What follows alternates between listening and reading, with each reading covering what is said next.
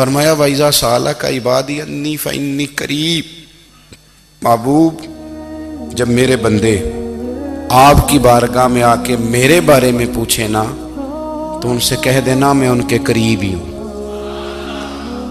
قریب ہی ہوں۔ دلیل کیا ہے؟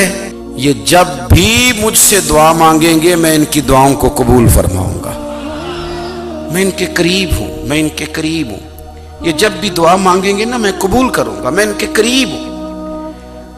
اللہ تبارک و تعالیٰ کے بندے اللہ سے محبت کرتے، رب کی بارگاہ میں جھکتے، اس کو اپنے دکھ سناتے، اس کے پیارے محبوب صلی اللہ تعالیٰ علیہ وسلم کا وسیلہ لے کے اس کے حضور حاضر ہو جاتے، پیشانیاں سجدوں سے روشن ہوتی۔ ہم نا ہر چیز کے لیے وقت نکالتے ہیں، ہر چیز کے لیے، لیکن عبادت کے لیے وقت نہیں نکالتے۔ ہر شے آباد ہے، ہر شے، ہماری فیس بک بھی آباد ہے، واٹس ایپ بھی آباد ہے، ہمارے ٹویٹر بھی آباد ہیں، ہماری ہر چیز آباد ہے۔ سب سے کم آباد ہمارا مصلی رہ گیا ہے، سب سے کم۔ وہ لوگ اب ڈھونڈنے سے ملتے ہیں جن کی بغل میں مصلی ہوتا تھا۔ میرے بھائی آپ کتنا کو دنیا کے پیچھے بھاگو گے تھکا دے گی، کتنا دولت کے پیچھے بھاگو گے تھکا دے گی۔ آپ جب اپنی زندگی میں جمع تفریق کرو گے نا تو مرتے وقت احساس ہوگا کہ سارا کچھ تو لوگوں کے لیے کیا، اپنے لیے تو کر ہی کچھ نہیں سکے۔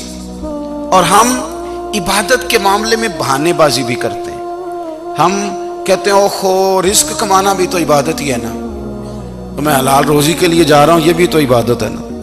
میری طرح کے لوگ کہہ دیتے ہیں کہ میں سویرے اٹھ کے مدرسے میں کچھ اسباق دیکھتا ہوں تو یہ بھی تو عبادت ہے، میں بیان کرنے کے لیے مطالعہ کرتا ہوں تو یہ بھی تو عبادت ہے نا، اتنے لمبے سفر کر کے ملک میں دنیا میں گھومتا ہوں تو یہ بھی تو میں عبادت ہی کر رہا ہوں۔ اب اسپیشل نفلوں کے لیے وقت کس طرح نکلے، اسپیشل کر کے تسبیح میں کیسے چلاؤں، میں سارا کچھ ہم بہانے بنا لیتے ہیں نا۔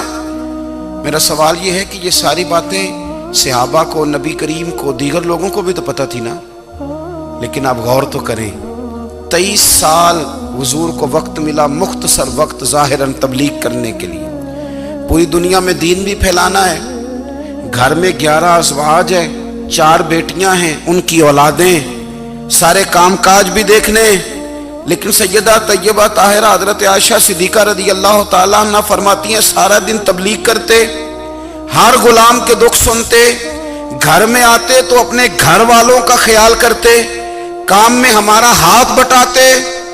قربان جاؤں، کہتی ہیں زمانہ سارا سو جاتا لیکن آمنہ کے لال مصلی بچھا لیتے۔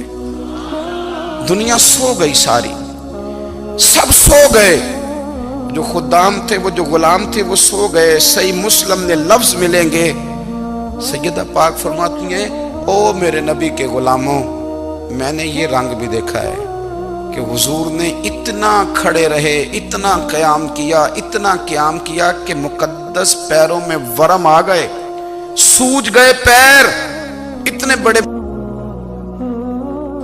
دل پہ ہاتھ رکھ کے نہیں بتا سکتا کہ میرے کبھی نماز میں پیر سوج گئے، کوئی نہیں بتا سکتا۔ بچوں کی روٹی کماتے تھک گئے بات الگ ہے، ہم سیر کرنے گئے تو تھک گئے بات الگ ہے، لیکن عبادت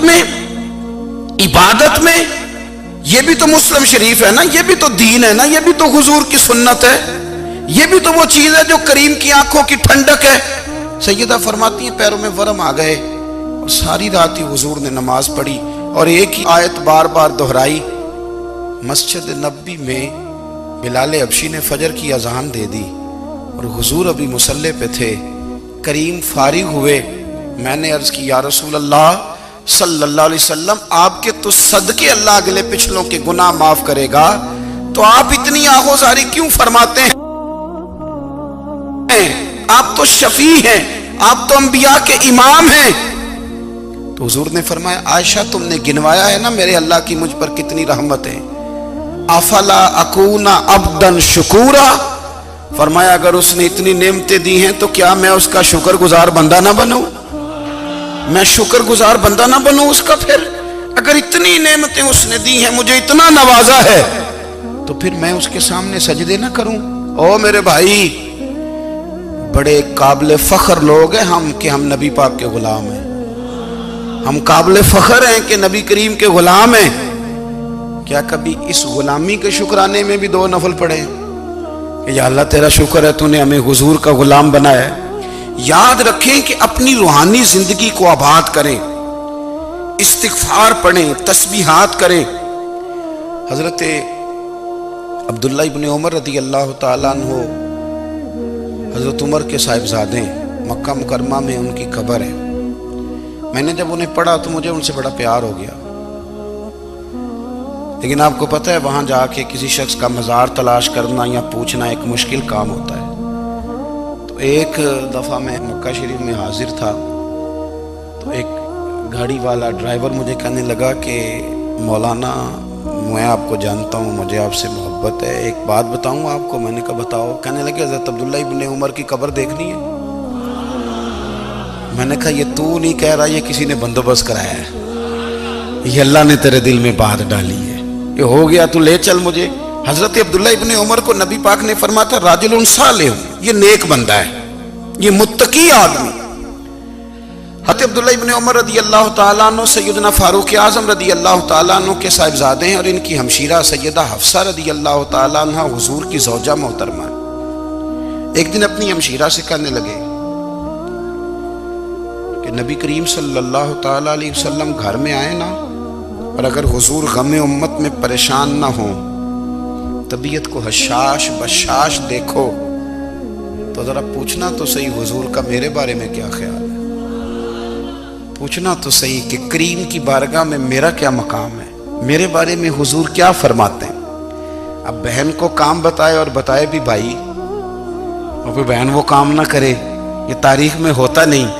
حضرت عمر فاروق رضی اللہ تعالیٰ عنہ کی صاحبزادی ام المومنین رضی اللہ تعالیٰ عنہ فرماتی ہیں کہ میں تو بس منتظر تھی، انہوں نے تو کہا تھا نا کہ اگر تم حشاش بشاش دیکھو تو بات کرنا، لیکن حضور تشریف لائے، میری باری تھی، میرے گھر تشریف